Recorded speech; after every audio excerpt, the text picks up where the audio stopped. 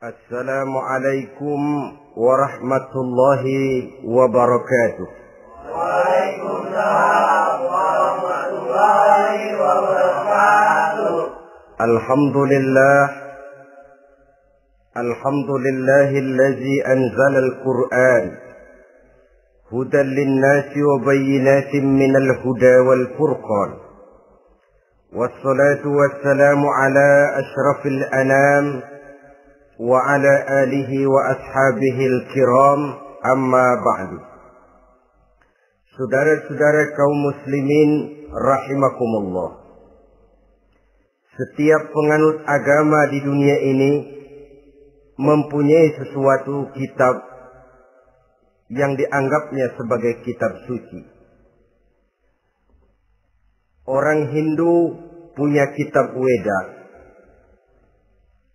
Orang Buddha punya kitab Tripitaka. Yahudi mempunyai Taurat. Nasrani mempunyai Injil. Penganut Konghucu punya kitab Tao Te Ching. Orang Majusi punya kitab Zen Avesta. Orang Kebatinan punya kitab Serat Centani, Hidayat Jati, Darmo Gandul, atau Gatoloco. Sementara kita umat Islam oleh Allah diberikan Al-Quranul Karim. Mengapa kita yakini Quran ini sebagai kitab suci? Pertama, ia bebas dari intervensi dan investasi manusiawi. Ia sepenuhnya, baik isi maupun redaksi, adalah produk dari Allah Subhanahu wa ta'ala. Kita yakini Quran kitab suci karena sampai hari ini belum ada seorang pun yang sanggup membuat seperti itu. Suatu kitab hanya dinamakan suci kalau dia bersih dari investasi dan intervensi manusia. Al-Quran ini sejak turunnya 14 abad yang lalu telah menantang. Wa in kuntum fi raibim mimma nazzalna ala abdina fa'tu bi suratin min misli. Apabila kamu ragu-ragu terhadap kebenaran Quran yang kami turunkan kepada hamba kami Muhammad, atau kamu menyangka Quran itu cuma bikinan Muhammad saja, cobalah kamu buat satu surah saja semacam Al-Quran. Apabila kamu tidak mampu melakukannya seorang diri, wada'u syuhada'akum, ajak seluruh teman-temanmu. Sejak tantangan ini turun 14 abad yang lalu, sampai hari ini, tidak seorang pun yang sanggup membuat satu surah saja semacam Al-Quranul Karim. Barangkali belum pernah ada yang coba-coba. Sudah. Di antaranya apa yang dilakukan oleh Musailamah Al-Kadzab. Dia mencoba membuat satu surah semacam Al-Quran yang kalimatnya sudah berbentuk bait-bait syair, tapi isinya jauh panggang daripada api. Yang kedua, kita yakini Quran sebagai kitab suci karena isi dan ajarannya sesuai dengan fitrah manusia. Suatu kitab dinamakan suci kalau ajarannya sejalan dengan fitrah manusia. Misalnya, manusia secara fitrah, kalau dia laki-laki, normal nafsu kepada perempuan, itu fitrah. Perempuan suka kepada laki-laki, itu fitrah. Kalau ada kitab suci, tapi melarang manusia untuk kawin, kesuciannya perlu diselidiki. Quran kitab suci sejalan dengan fitrah manusia, maka ia menganjurkan manusia yang mampu untuk melangsungkan perkawinan. Contoh lain, secara fitrah manusia perlu makan. Kalau ada kitab suci yang melarang manusia puasa saja siang malam terus menerus, itu kan sama juga nyuruh orang mati. Quran sesuai dengan fitrah manusia. Maka dalam Islam puasa wisol, puasa ngableng, apa itu istilahnya, puasa nyambung, Dari pagi sampai sore, sampai malam, sampai pagi lagi puasa terus. Bukan saja tidak boleh, malah haram hukumnya. Kenapa? Itu bertentangan dengan fitrah manusia. Yang ketiga, kita yakini Quran sebagai kitab suci karena isinya tidak kontroversial. Isinya tidak saling bertentangan satu sama lain. Di ayat manapun, Quran mengajarkan Allah itu Esa. Satu kali dia berkata haram, dia akan tetap berkata haram. Isinya tidak kontroversial.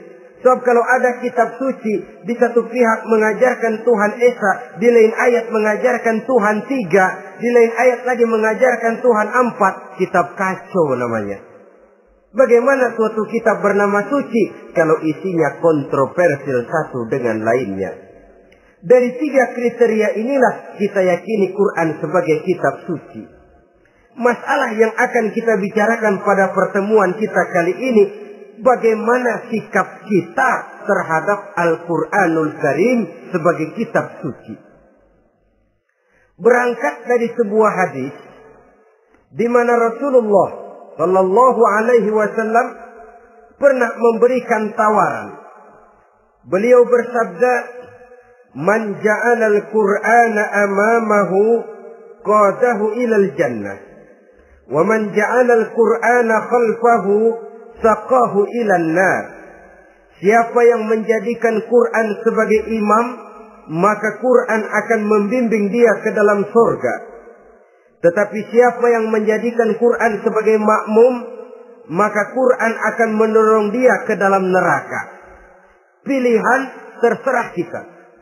Siapa yang menjadikan Quran sebagai imam, ditempatkannya Al-Quran di depan, dia ikuti petunjuk dan ajaran Al-Quran, maka Quran akan membimbing dia ke surga.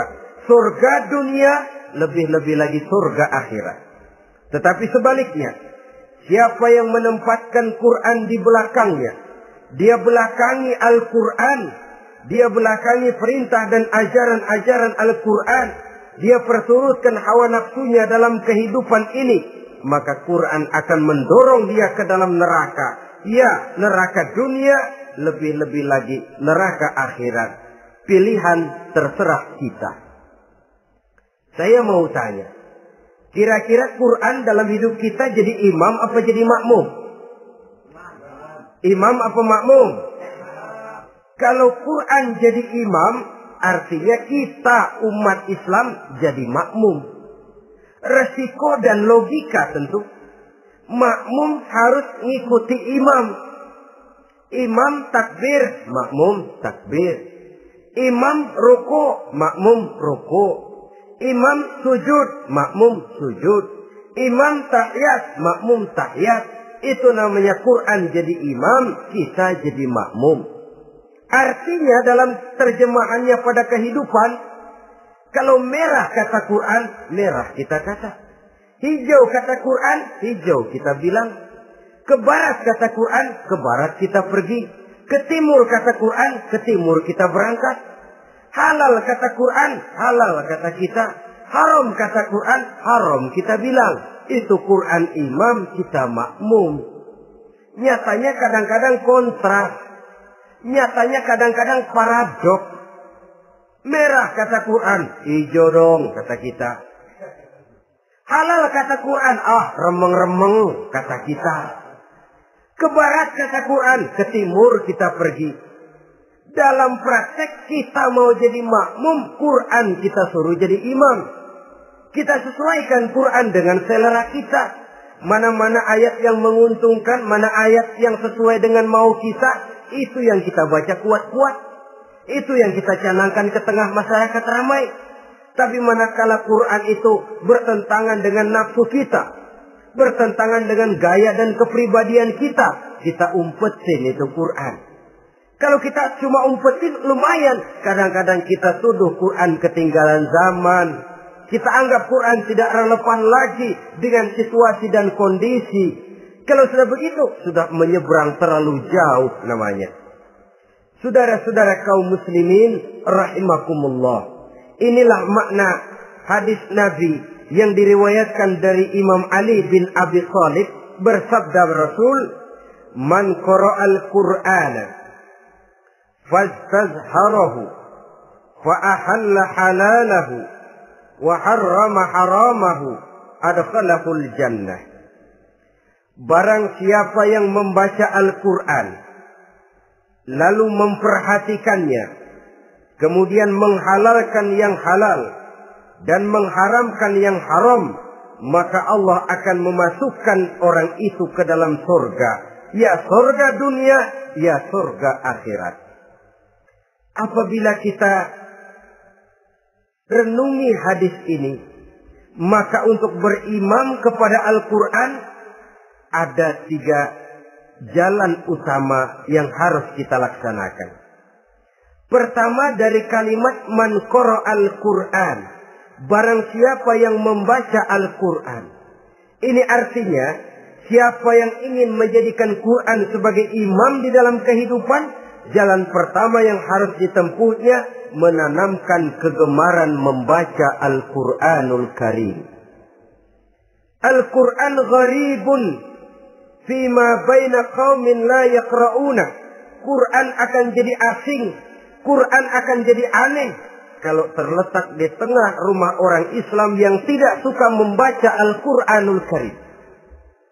Jadi langkah pertama, tanamkan kegemaran membaca Al-Quran. Saya tidak menyalahkan kalau remaja kita gandrung kepada Stevie Wonder. Baik kalau mereka senang kepada suara emasnya Michael Jackson atau suaranya Madonna. Tapi kalau sampai harus mengalahkan kecintaan mereka kepada membaca Al-Quran, ini ironi. Sebagai orang tua, kalau anak-anak kita buta huruf Latin, katanya menghambat pembangunan. Bahkan pemerintah saja menggalakkan bebas 3B itu. Buta aksara diantaranya, supaya rakyat bisa membaca huruf Latin. Kalau anak-anak kita buta huruf Latin, katanya menghambat pembangunan. Bagaimana kalau anak-anak kita buta huruf Quran? Jelas saja menghambat proses kesadaran dan kebangkitan dari dunia Islam itu sendiri. Satu contoh ringan. Dulu sebelum pembangunan merata, listrik belum lagi masuk desa, kampung gelap, rumah pakai lampu minyak. Kalau kita masuk kampung, terasa banyak orang Islam. Kenapa? Di rumah sebelah sana kita dengar anak muda sedang latihan baca rawi. Sebelah sini ibu-ibu sedang selawatan. Di rumah sana remaja sedang baca Quran. Pembangunan maju, listrik masuk desa. Alhamdulillah. Tapi apa yang kemudian terjadi? Proses pergeseran nilai. Setelah listrik masuk desa, radio main kenceng-kencengan. Televisi main gede-gedean. Baca Quran sudah barang aneh, langka. Tengoklah sekarang kalau kita masuk kampung, ada yang remaja sedang baca Quran. Rasanya kok aneh, nggak umum. Sesuatu yang baik malah menjadi nilai-nilai keanehan. Saudara-saudara kaum muslimin rahimakumullah, tanamkan kegemaran membaca. Dalam satu hadis Nabi pesan, nawiru buyutakum bitilawatil Quran. Sinari rumah tanggamu dengan bacaan Quran. Sebab listrik ini cuma bisa menerangi gelap, tapi tidak akan sanggup menerangi hati manusia. Quran produk Allah dibaca dalam segala keadaan, tepat dan pantas. Lihat saja, orang sedih baca Quran, terhibur. Orang gembira baca Quran, tidak lupa diri. Di rumah mewah ada yang baca Quran, bagus. Di gubuk reot di pinggir kali ada yang baca Quran, cocok. Orang kawin dibacakan Quran, bagus. Orang mati dibacakan Quran, tidak jelek. Dalam segala keadaan, in all season, bahasa kerennya, dia pantas dibaca.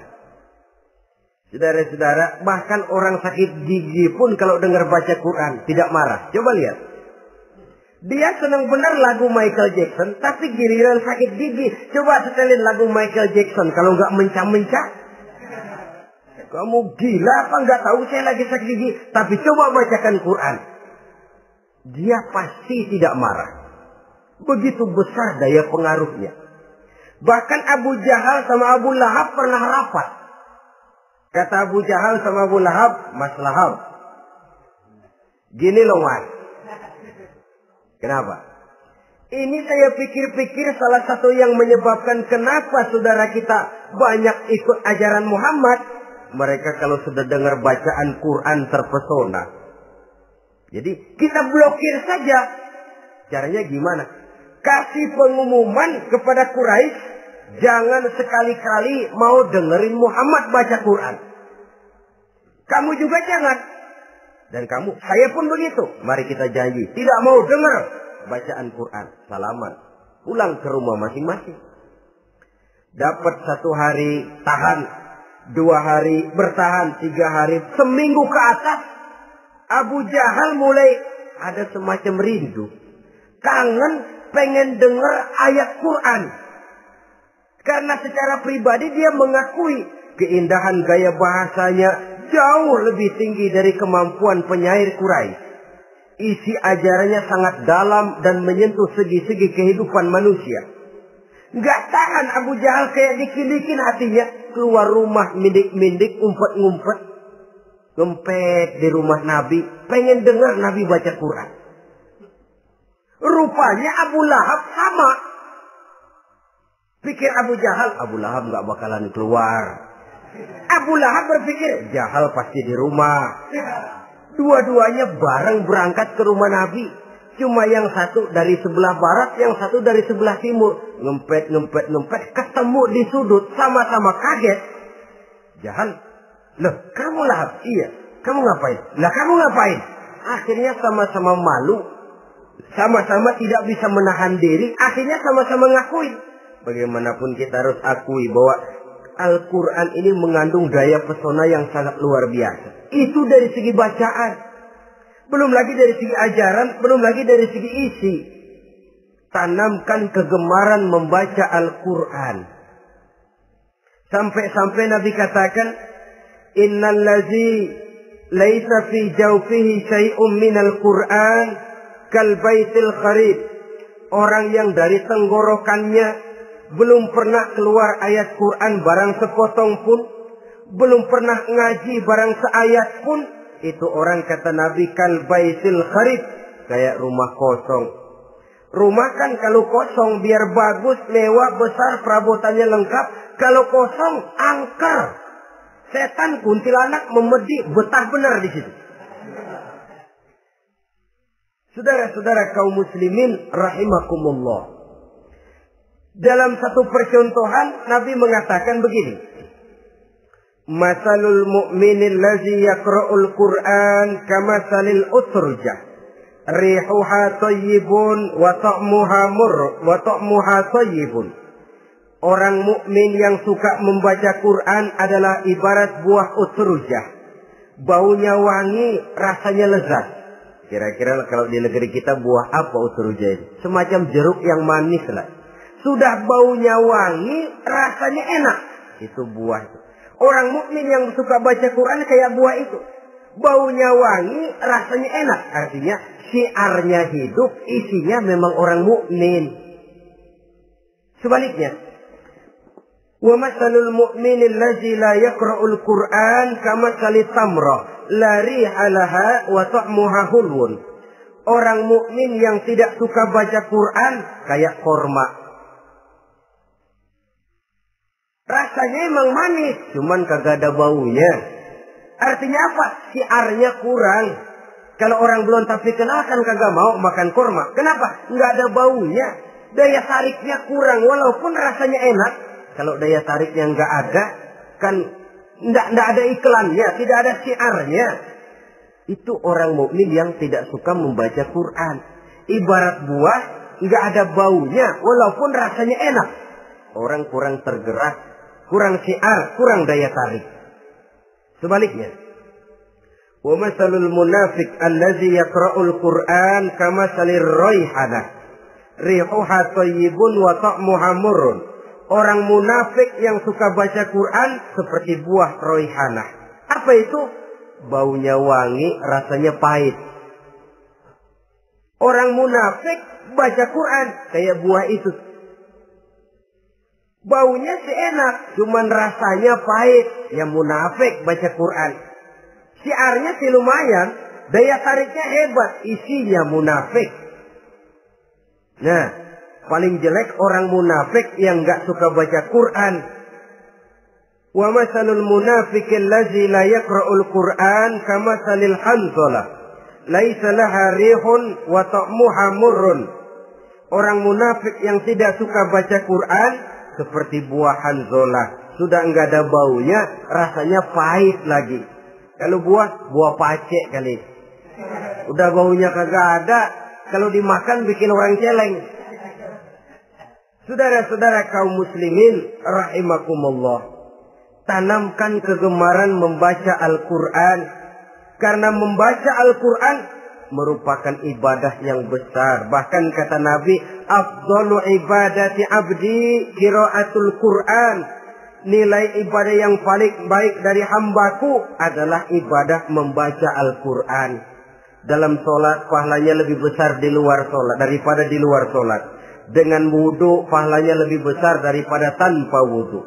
Mengerti pahalanya lebih besar daripada tidak mengerti. Tapi tidak mengerti pun jangankan membaca, mendengar saja orang baca Quran dengan baik sudah didoakan untuk mendapat rahmat. Berpahala mendengar bacaan Al-Quran walaupun tidak mengerti.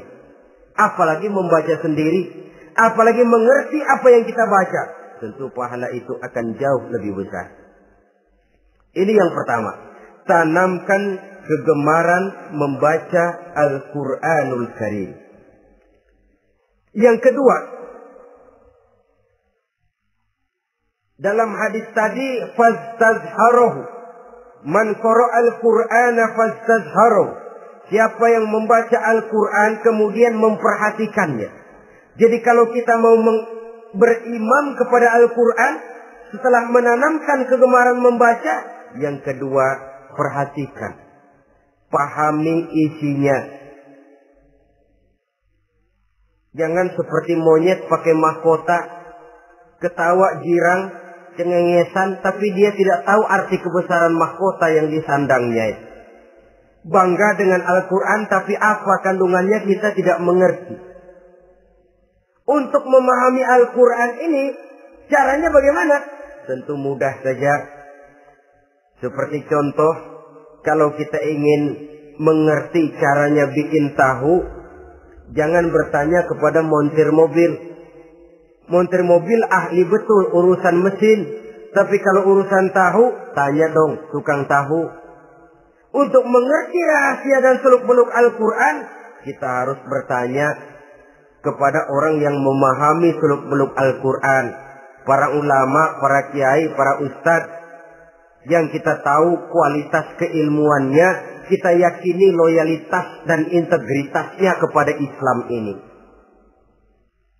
Kenapa? Ayat-ayat Quran itu elastis. Dia dibawa kemana saja mau. Ditafsirkan menurut kemauan orang bisa. Paling celaka kalau yang belajar tidak punya dasar, yang mengajar punya maksud lain. Sesat dan menyesatkan. Yang ngajar punya nafsu ambisi. Yang belajar tikus budak. Yang memang tidak punya dasar apa-apa. Sekali belajar langsung tafsir. Cara wudhu yang baik saja belum ngerti. Cara rukuk dan sujud yang baik saja belum bisa. Yang membatalkan sholat apa ndak bisa, ndak ngerti. Sekali langsung. Ndak, supaya kita langsung saja belajar langsung Al-Quranul Karim. Tidak jelek. Cuma akan lebih baik kalau sebelumnya ada unsur penunjang dari nilai-nilai keilmuan dalam Islam ini. Disinilah perlunya menghidupkan majelis-majelis taklim.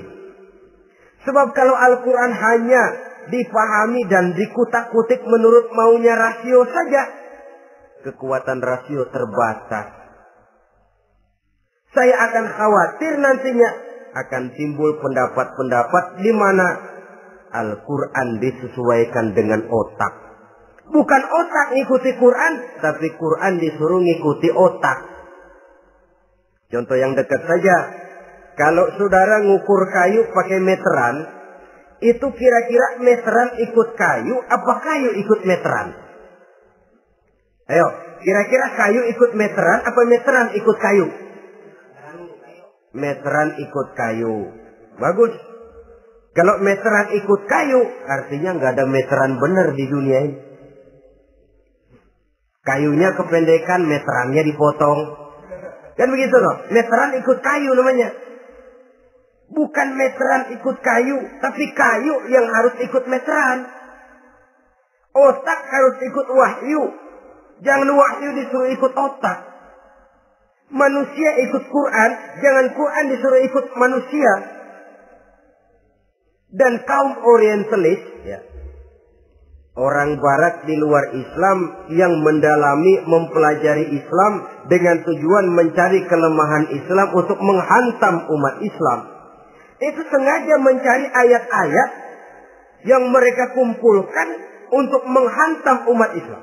Supaya mereka meragukan Qur'annya untuk kemudian pada suatu saat meninggalkan Qur'an sama sekali. Timbullah pendapat ada ayat Quran yang sudah tidak sesuai lagi katanya dengan situasi dan kondisi. Seolah-olah otak manusia sudah jauh lebih pintar daripada Al-Quranul Karim. Saudara-saudara kaum muslimin rahimakumullah. Inilah yang kita berlindung dari Allah. Sebab secara demikian dengan kata lain kita secara tidak sadar sudah mengurangi kemahamutlakan dan kesempurnaan dari Allah Subhanahu wa ta'ala. Untuk memahami Al-Quran, maka kita harus bertanya kepada ahlinya. Mengaji, menghidupkan majelis-majelis taklim. Jangan sampai Al-Quran menjadi awam di tengah masyarakat Islam sendiri.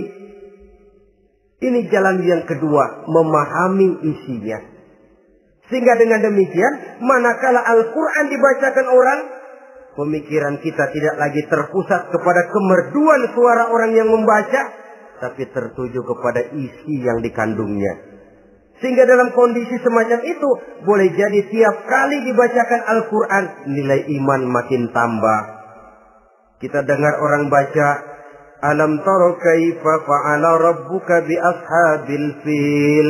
Terbayang oleh kita bagaimana Raja Abrahat dengan pasukannya mau menghancurkan Ka'bah. Bagi Allah cukup menurunkan burung ababil. Hancur lebur Abrahat, raja besar dengan seluruh pasukan gajahnya. Berantakan dibuatnya cuma dengan burung ababil. Allah maha besar, Allah maha kuasa. Tambah iman. Kalau tidak, ya seperti yang banyak terjadi. Quran menceritakan azab, kita malah kesenangan. Walakum azabun alim. Kamu akan mendapat azab yang pedih. Kita teriak di pojokan, toyib, toyib. Allah, alhamdulillah. Digambarkan azab malah baik-baik. Bahwa kita suka, kita gemar kepada bacaan Quran dengan suara yang merdu, alhamdulillah. Akan lebih baik lagi kalau kita mengerti apa yang dibacanya. Sebab perintah membaca tersirat makna perintah untuk memahami. Perintah memahami tersirat makna untuk mengamalkan. Dengan kata lain, kita hanya bisa mengamalkan Quran dengan baik kalau kita mengerti isinya. Kita hanya bisa mengerti isinya kalau kita rajin membacanya. Baik membaca yang tersirat, baik membaca yang tersurat dengan petunjuk para alim ulama, para kiai, dan orang-orang yang ahli di bidang itu. Saudara-saudara kaum muslimin rahimakumullah. Inilah jalan kedua. Upayakan memahami isinya. Hidupkan kajian-kajian agama. Hidupkan majelis-majelis taklim. Jangan sampai Al-Quran asing di hati kita sendiri. Jangan sampai kita awam terhadap makna kandungan dan ajaran Al-Quran. Sementara kita yakini bahwa dialah yang akan bisa membimbing kita menuju kebahagiaan sejak dari dunia sampai ke akhirat nanti. Jalan ketiga untuk berimam kepada Al-Quran. Setelah menanamkan kegemaran membaca, lalu berupaya memahami isinya. Yang ketiga adalah mengamalkannya dalam kehidupan sesuai dengan kemampuan yang kita miliki. Quran tidak akan membawa berkah Kalau ajaran yang terkandung di dalamnya kita baca, tapi kemudian kita injak-injak dalam praktek kehidupan. Quran mengatakan riba haram, tapi praktek kita dalam hidup malah senang betul kepada riba. Quran mengajarkan jagalah kesatuan persatuan dan ukhuwah Islamiyah. Praktek yang kita lakukan malah centang perenang, malah saling bertolak belakang, malah kadang menjegal kawan seiring, menggunting dalam lipatan, ramai kita dengan kita. Lalu kelemahan pun menjadi kenyataan di mana-mana. Quran sekali lagi tidak akan membawa berkah kalau yang kita baca kita injak-injak. Tentang pengamalan Al-Quran ini, Allah Subhanahu wa ta'ala mengklasifikasi manusia dalam firman-Nya. Tsumma awrasna al-kitaba allazina istafaina min ibadina. Kemudian kami wariskan Al-Quran ini kepada hamba-hamba kami yang kami pilih. Ya Allah, coba saja kita lihat ayat ini. Quran kitab pilihan, diberikan kepada umat pilihan, yaitu kita-kita ini. Lalu bagaimana umat pilihan ini setelah menerima Al-Quran? Terbagi dalam 3 kelompok besar. Pertama kata Allah, فَمِنْهُمْ ظَالِمٌ لِنَفْسِهِ. Di antara mereka ada yang setelah menerima Al-Quran kemudian zalim kepada dirinya sendiri. Artinya hanya mulutnya saja yang menerima Al-Quran, tapi perbuatannya menginjak-injak Al-Quran. Orang semacam ini tidak zalim kepada Allah, tidak zalim kepada Rasulullah, tetapi orang semacam ini zalim kepada dirinya sendiri. Dia terima Quran dengan mulutnya, tapi dia injak-injak Quran dengan perbuatannya. Na'udzubillah summa na'udzubillah. Kelompok yang kedua, faminhum muqtasid. Di antara mereka ada yang setelah menerima Al-Quran lalu muqtasid. Muqtasid ini 50-50. Ngambil jalan tengah. Ajaran Quran dipakai, ajaran setan dikerjain. Artinya juga perintah Quran oke, larangan Quran ho-oh. Saudara-saudara, malaikat bingung bagaimana monternya nih anak ini. Perintah Quran dikerjain, larangan Quran juga dikerjain. Ini muqtasid. Nah, yang ideal adalah golongan yang ketiga kata Allah, wa minhum sabiqun bil khairati biiznillah. Di antara mereka ada lagi yang setelah menerima Al-Quran lalu berlomba-lomba melaksanakannya, berlomba-lomba mengamalkan kebaikan, dan itu hanya bisa terjadi biiznillah, dengan izin dari Allah. Hidayah, saudara-saudara. Berapa banyak orang yang mengerti Quran tapi hidupnya jauh dari cahaya Quran. Berapa banyak orang yang ahli Quran tapi cahaya Quran tidak menerangi kehidupannya. Berapa banyak orang yang ahli hukum tapi bikin bingung masyarakat dengan fatwanya. Saudara-saudara kaum muslimin, kenapa bisa terjadi? Itu tidak ada hidayah, tidak biiznillah, tidak ada izin dari Allah. Maka bisa membaca Quran, alhamdulillah. Bisa memahaminya, kita bersyukur kehadirat Allah. Lebih penting dari itu, kita mohon hidayah agar bisa mengamalkannya sesuai dengan kemampuan kita. Saudara-saudara kaum muslimin rahimakumullah. Mana yang lebih banyak di zaman kita sekarang ini? Kita bisa analisa. Ada yang menerima Quran hanya dengan mulutnya saja. Kalau ditanya, Tuhanmu siapa? Allah. Kiblatmu mana? Ka'bah. Saudaramu siapa? Umat Islam. Kitab sucimu apa? Quran. Kamu bisa baca? Enggak. Ya, kalau cuma enggak bisa baca, barangkali kadang-kadang Quran saja pun tidak punya. Ini yang ironi, ini yang menyedihkan. Saudara-saudara kaum muslimin rahimakumullah. Tanpa melaksanakan konsepsi Al-Quran di dalam kehidupan,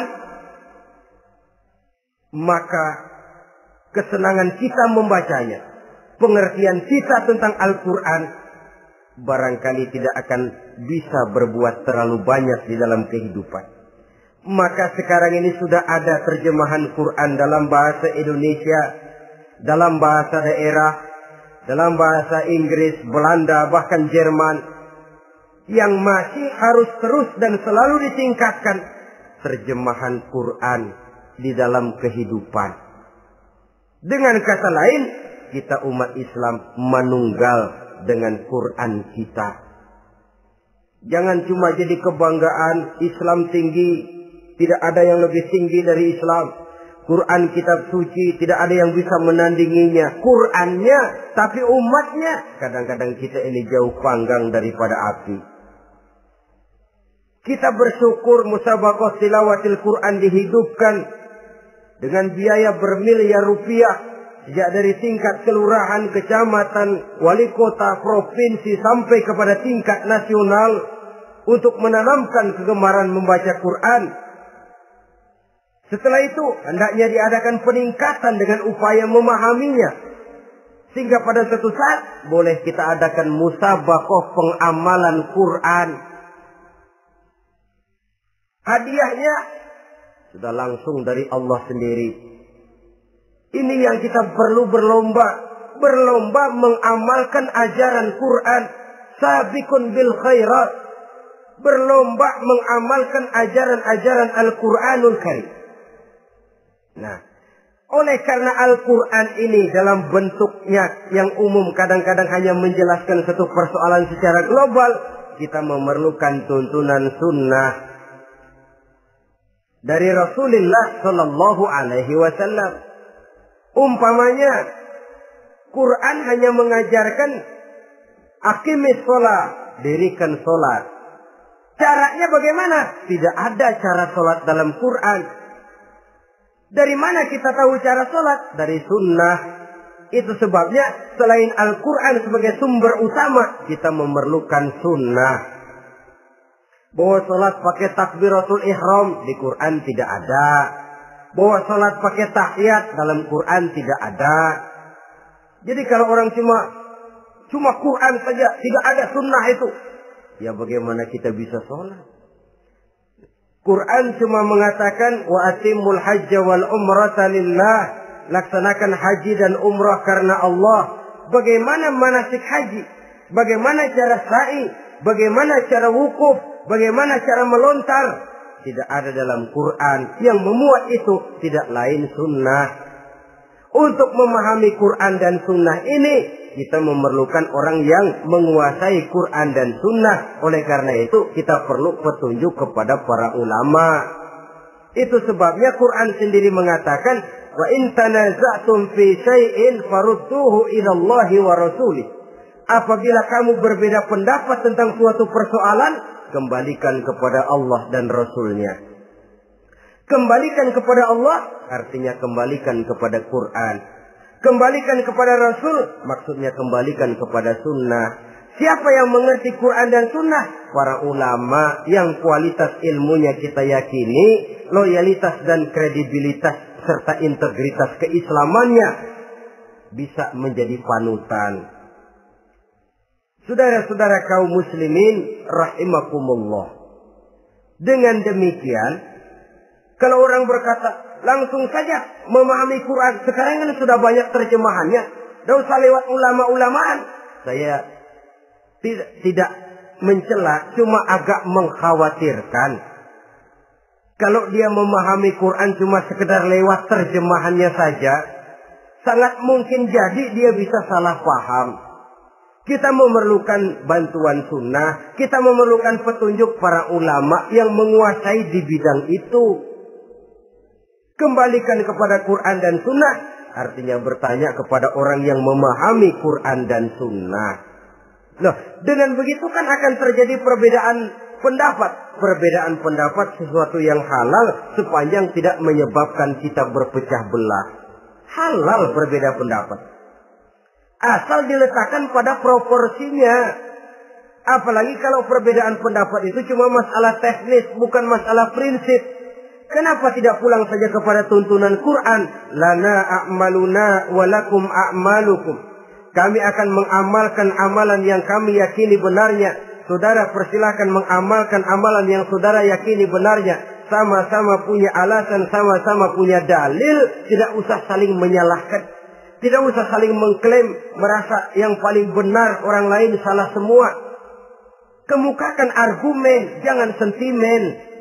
Harus dengan semangat mencari kebenaran, bukan untuk mencapai kemenangan.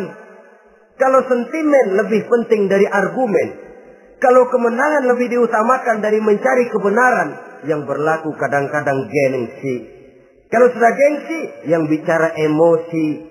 Kalau sudah emosi, istilah kita di kampung ngambek. Gedean ilmunya sama ambeknya. Kadang-kadang, saya kalau nggak jadi imam nggak mau sembahyang di situ. Kalau nggak jadi imam, orang lain dianggapnya kagak sah sembayangnya. Pokoknya kalau nggak ngaji sama saya, Islamnya kurang benar. Mengklaim. Perbedaan pendapat wajar, halal, asal tidak menyebabkan kita berpecah belah.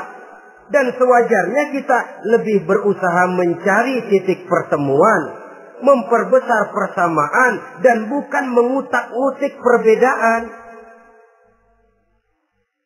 Kadang-kadang inilah penyakit kita nih. Satu kunut, satu tidak sembahyang subuhnya. Bisa RT. Satu usoli, satu tidak. Bisa RW. Satu azan sekali Jumatan, satu dua kali. Bikin masjid lagi. Kenapa bukan persamaannya yang dicari? Kenapa justru perbedaannya yang diperbesar? Yang masalah macam ini sampai kiamat tidak pernah selesai. Kan lebih baik kalau kita ditanya orang, Pak, sholat subuh itu pakai kunut apa tidak sih? Kalau saya pakai. Kalau yang tidak pakai kunut bagaimana Pak? Betul, kata yang tidak pakai. Jadi yang pakai kunut betul. Betul karena saya pakai kunut. Yang tidak juga betul. Betul kata yang tidak pakai. Kalau yang kunut betul, yang tidak kunut betul. Lalu yang salah yang mana Pak? Yang salah yang subuh nggak sembahyang. Lebih objektif, proyek garapannya ada, umat tidak berpecah belah. Ini yang konyol, kadang-kadang khutbah Jumat pakai membongkar khilafiyah, menghantam tahlil, menghantam kunut. Selesai sembahyang Jumat, apa yang terjadi? Umat resah, masyarakat gelisah, polemik timbul, masalah tidak terselesaikan. Orang jadi khotib itu raja dalam mimbar Jumat, siapa yang mau bantah dia? Kalau memang mau buka itu persoalan khilafiyah, buka dalam forum khusus. Adakan pengajian, jelaskan masalahnya secara luas, mendasar. Jangan mengklaim dan memponis. Berikan kebebasan kepada umat untuk menilai. Masalahnya selesai, yang tidak puas bisa bertanya. Saudara-saudara, sudah lewat masanya kita meributkan soal itu. Sudah datang waktunya di mana kita lebih mementingkan dan membicarakan masalah-masalah yang lebih mendesak dihadapi oleh umat. Kemiskinan misalnya, kebodohan misalnya, keterbelakangan umpamanya, peluang untuk mendapatkan pendidikan yang layak bagi anak-anak kita yang berotak cerdas tapi tidak punya kemampuan ekonomi umpamanya. Itu akan lebih objektif ketimbang kita membicarakan masalah-masalah yang sampai kiamat tidak akan pernah selesai. Yang hanya akan menyebabkan kita menjadi lemah, persatuan koyak, solidaritas sosial lalu menurun, saling curiga menjadi tumbuh karenanya, dan pada akhirnya kita tidak akan pernah bisa berbuat banyak. Untung kalau tidak menjadi tertawaan bagi orang yang berdiri di luar pagar. Saudara-saudara kaum muslimin rahimakumullah. Sekali lagi, Al-Quran tidak akan membawa berkah kalau yang kita baca kita injak-injak. Oleh karenanya, untuk berimam kepada Quran ini, sekali lagi pertama, tanamkan kegemaran membaca. Yang kedua, upayakan memahami isinya melalui bimbingan orang yang ahli bidang itu. Yang ketiga, amalkan sesuai dengan kemampuan. Sebab itu ada prinsip, kalau isi suatu hadis nampaknya bertentangan dengan otak, kesohihan hadis itu boleh diperiksa. Tapi kalau ayat Quran nampaknya bertentangan dengan otak, otaknya yang harus diperiksa. Jangan Qur'annya lalu disesuaikan dengan otak. Sebab kalau kita sudah berani berteori, ada ayat Quran yang tidak sesuai dengan keadaan. Ayat yang mana? Yang ini. Tahun depan tambah lagi. Tahun depan tambah lagi. Makin lama makin habis Al-Quran itu. Yang perlu diperbarui cara kita memahami Quran. Bukan dengan mengemukakan teori ayat Quran kehilangan relevansi. Cara kita memahami barangkali yang kurang relevan. Dalam situasi, dalam konteksnya dengan situasi dan kondisi. Jangan lupa, Al-Quran ini kan untuk semua umur. Dia bisa dipahami secara filosofis, dia bisa dipahami dengan kacamata orang awam. Tingkat kemampuan berpikir orang tidak semuanya sama. Kalau semua orang kita mau ajak berfilsafat, merenung dalam-dalam, menerawang tinggi-tinggi, ialah buat mereka yang terjangkau oleh perguruan tinggi. Tapi buat saudara-saudara kita, pedagang-pedagang kecil, petani di desa-desa terpencil, remaja-remaja yang jauh dari sentuhan teknologi canggih, sanggupkah mereka berpikir filosofis? Sementara mereka merupakan bagian terbesar dari kondisi umat ini. Saudara-saudara kaum muslimin, oleh karenanya ditentang membaca, memahami dan mengamalkan, Rasulullah Sallallahu Alaihi Wasallam pernah memberikan sugesti. Beliau bersabda, "In aradtum aisas su'ada," apabila kamu menginginkan kehidupan yang bahagia, hidup seperti hidupnya orang-orang yang bahagia, dan tentu ini keinginan kita semua. Wa mautas syuhada, dan menginginkan mati sebagai matinya para syuhada, para pahlawan pembela agama, orang yang mati syahid. Wah, ini sudah tidak duanya ini. Hidup mulia, mati syahid. Dapat dua-duanya. Wan najata yaumal hasri, dan ingin mendapat keselamatan pada hari hasyar, hari pengumpulan manusia di padang mahsyar. Wazilla yaumal harri, dan mendapat perlindungan dari Allah pada hari yang sangat panas. Wal huda minadh dhalalah, dan mendapat petunjuk dari kesesatan. Nah, ini keinginan semua orang. Kan yang kita cari apa sih? Hidup bahagia. Biar tidak kaya asal bahagia, sudah enak. Lalu apalagi? Matinya sebagai syahid. Kemudian di hari pengumpulan nanti mendapat keselamatan. Lalu pada saat orang lain kepanasan kita mendapat perlindungan. Kemudian orang lain kebingungan kita mendapat petunjuk. Kalau ini yang diinginkan kata Nabi, resepnya fa'adimu qiraatal Quran, maka lazimkan, biasakan olehmu membaca Quran. Tidak ada terlambat. Idealnya memang dari kecil, sebab lidah kalau sudah kaku berat. Disuruh baca innallaha laghaniyun hamid, lidahnya berat. Innallaha lampuniyun hamid, lampuniyun. Laghaniyun jadi lampuniyun. Lidah itu kalau sudah berat ya memang berat. Disuruh baca ya bani Israel, lidahnya berat. Ya bini Siroil. Jadi ya bini Siroil. Saudara-saudara, idealnya memang dibiasakan dari kecil supaya lidah itu ringan. Kalau tidak ada istilah terlambat. Saya malu Pak, belajar alif-alifan udah gede. Ya jangan alif-alifan, alif beneran. Alif-alifan kapan bisa ya? Alif beneran yang dipelajari. Tidak ada istilah terlambat, tidak ada istilah malu untuk belajar Al-Quran ini. Saudara-saudara kaum muslimin rahimakumullah. Ini sugesti untuk menanamkan kegemaran membaca. Lalu sugesti untuk memahaminya. Tentu banyak ayat, banyak hadis. Mengapa tidak di antara kamu sekelompok orang yang berangkat untuk memperdalam, memahami agama? Falaula nafaro min kulli firqatin minhum ta'ifatun liyatafaqahu fid din.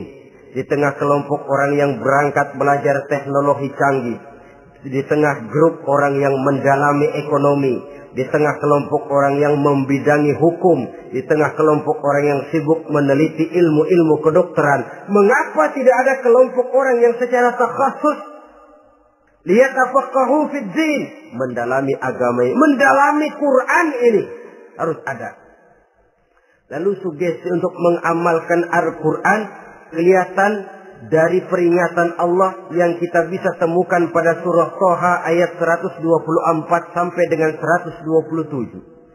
Wa man a'rada an zikri, barang siapa yang berpaling dari peringatanku, kata Allah, barang siapa yang berpaling dari Al-Quran ini, dia terima Al-Quran, dia imani Quran, tapi dia berpaling dari ajarannya, dia injak-injak apa yang seharusnya dia amalkan, dia perturutkan hawa nafsunya, maka kata Allah, fa inna lahu ma'isyatan dhanka, dia akan diberikan satu penghidupan yang sempit. Inna lillahi wa inna ilaihi raji'un. Diberikan hidup yang sempit. Kalau hidup sudah terasa sempit, bagaimanapun luasnya rumah, sempit. Kalau hidup sudah terasa sempit, bagaimanapun banyaknya harta, sumpek. Kalau sudah hidup ini terasa sempit, bagaimanapun luasnya pergaulan, tidak ada tempat kita bertanya, melarikan persoalan, membagi rasa. Siapa yang berpaling dari Quran, dia akan diberikan penghidupan yang sempit. Bukan dagangnya tidak untung, bukan kerjanya tidak digaji, tapi kesempitan hati lebih bahaya loh dari kesempitan ekonomi. Itu di dunia. Di akhirat, wa nahsyuruhu yaumal qiyamati a'ma. Di akhirat nanti dia akan dikumpulkan oleh Allah dalam keadaan buta. Ya Allah, ya Rasul. Padahal ke akhirat kita baru tumben. Sekali ke akhirat buta. Masya Allah. Di tempat kita lahir saja, kalau tadinya kita melihat, tahu-tahu menjadi buta, kita bingung. Padahal jalan sudah pernah kita lihat, arah sudah pernah kita tahu. Bagaimana di padang mahsyar nanti? Kemana jalan yang akan ditempuh? Kepada siapa kita hendak bertanya? Mana teman, mana istri, mana anak? Buta pula kita.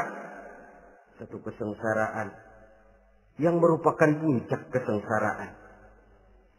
Dikala itu orang yang semacam tadi protes. Rabbi, lima hasyartani a'ma wa qad kuntu basira. Wahai Allah, kenapa hari ini saya dikumpulkan dalam keadaan buta?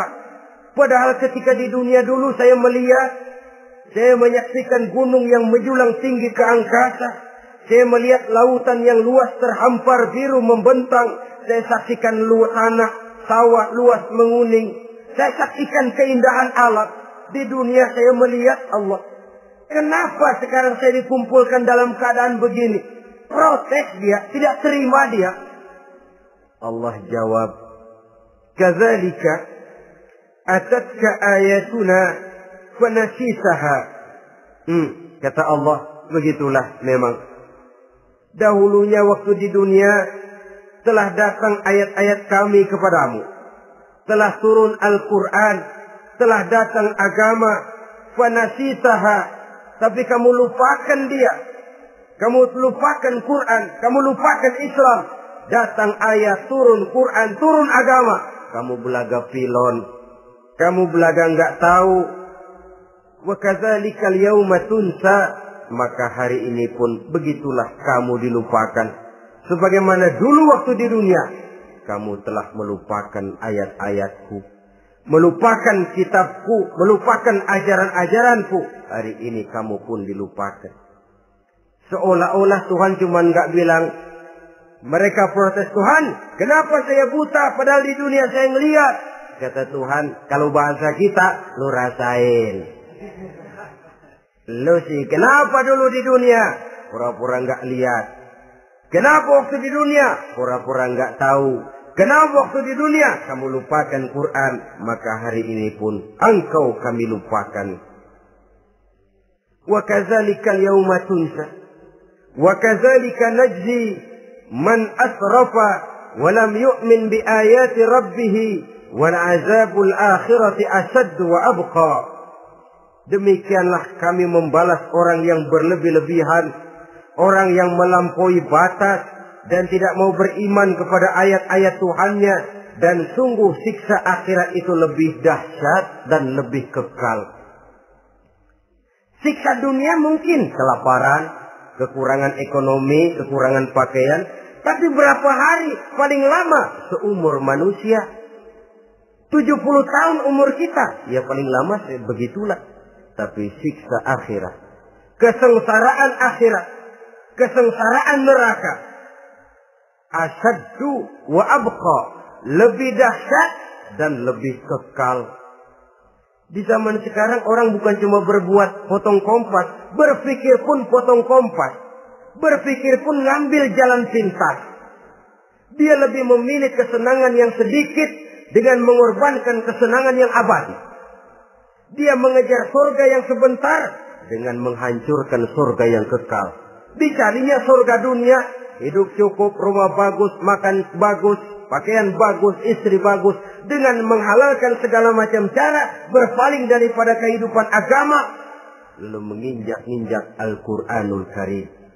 Kita berlindung kepada Allah, jangan sampai dimasukkan dalam kelompok yang di akhirat nanti dibangkitkan dalam keadaan buta. Na'udzubillah summa na'udzubillah. Di sini kita terkesan dengan apa yang dikatakan Sayyid Muhammad Abduh, al-Islam mahjubun bil muslimin. Kebesaran Islam kadang-kadang tertutup oleh tingkah laku umat Islam sendiri. Keluhuran dan kesempurnaan Al-Quran tertutup oleh kebodohan umat Islam. Sedangkan untuk mengungkapkan rahasia Al-Quran ini diperlukan keahlian yang kompleks. Saudara yang di Fakultas Teknik belajar teknologi, buka rahasia Quran di bidang teknologi. Saudara yang di bidang kedokteran, buka rahasia Al-Quran di bidang kedokteran. Saudara yang ahli geologi, pelajari struktur kulit bumi dengan mengungkap rahasia Al-Quran. Sehingga pengkajian kita tentang teknologi, pengkajian kita tentang angkasa luar, pengkajian kita tentang anatomi manusia akan berakhir kepada subhanaka ma khalaqta hadza batila. Ya Allah, tidak satu pun yang Engkau ciptakan ini sia-sia. Perut bumi mengandung minyak, timah, kekayaan yang berharga untuk manusia. Mempelajari angkasa luar bisa memahami musim dan menyelamatkan manusia. Mempelajari rimba belantara, teknologi canggih, akhirnya akan memperkuat nilai-nilai iman. Menerjemahkan ajaran Quran lewat disiplin ilmu yang kita kuasai masing-masing, untuk kemudian bekerja sama bahu-membahu dalam rangka mengimani Al-Quran, mengamalkan Al-Quran, dan mengawal keluhuran Al-Quranul Karim yang atas dasar tuntunannya kita hidup, untuknya kita berjuang, dan dalam bimbingannya kita ingin kembali menghadap Allah Subhanahu wa Ta'ala. Inilah pertemuan yang singkat ini. Mudah-mudahan kita diberikan kekuatan oleh Allah untuk berimam kepada Al-Quran, menjadikannya sebagai pedoman utama di dalam kehidupan kita. Terima kasih atas segala perhatian. Mohon maaf atas segala kekurangan. Usikum wa nafsi bitaqwallah. Wassalamualaikum warahmatullahi wabarakatuh. Waalaikumsalam warahmatullahi wabarakatuh.